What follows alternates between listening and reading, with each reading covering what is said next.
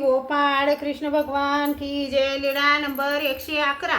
5 लाडूचा स्वीकार। घोगर गावीच्या स्त्रियांचे गुरु सराड्याला होते। त्यांचे नाव नृसिंह भारती। त्या त्यांच्या भेटीला नेहमी जात, तसे सर्वज्ञांच्या दर्शनाला येत असत। मग एके दिवशी त्यांनी आपल्या गुरूंच्या निमित्ताने लाडू केले। मुलगी म्हणाली, अगं आई, श्री चांगदेव राऊळ सर्वज्ञांच्या दर्शनाला जाऊ, त्यांच्यासाठी 5 लाडू करून घेऊ। मग मोठे 5 लाडू सर्वज्ञांच्या निमित्ताचे केले। मग त्यांच्या गुरूंच्या निमित्ताचे लाडू व सर्वज्ञांच्या निमित्ताचेही लाडू पाटीत भरून सर्वज्ञांच्या दर्शनाला आल्या।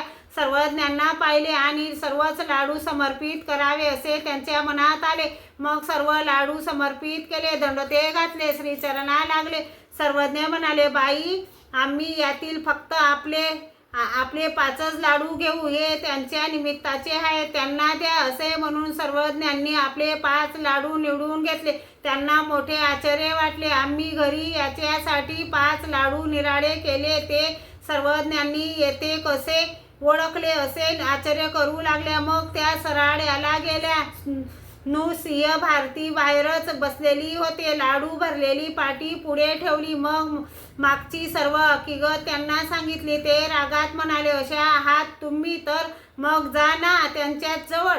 असे म्हणत लाडूच्या पाटीला लाथ मारून गुंफेत निघून गेले। सर्व लाडू सांडले ते त्यांनी सर्व पाटीत भरले। मग मुलगी म्हणाली, आई, चल ग जाऊ, येथे काय आहे, हे तर सर्व क्रोधाने भरले आहेत। मग सर्वज्ञांजवळ आल्या। ते लाडू त्यांच्या शिष्याने घेतले।